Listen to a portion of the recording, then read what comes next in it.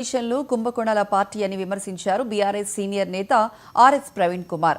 ప్రభుత్వం తెచ్చిన జీవో 17 తీసుకొచ్చి కోడిగుడ్డు కుంభకోణానికి పాల్పడిందన్నారు.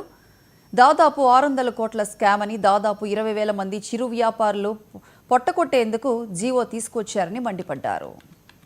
అంటేనే కుంభకోణాల పార్టీ, కాంగ్రెస్ పార్టీ అంటేనే కమిషన్ల పార్టీ, కాంగ్రెస్ పార్టీ అంటేనే అక్రమ కేసులు పెట్టే పార్టీ, కాంగ్రెస్ పార్టీ అంటేనే ప్రశ్నించే వాళ్ళందరినీ జైలుకు పంపించే పార్టీ. ఇది కాంగ్రెస్ పార్టీ నైజం. ఇలా తెలంగాణ ప్రభుత్వం రేవంత్ రెడ్డి హయాంలో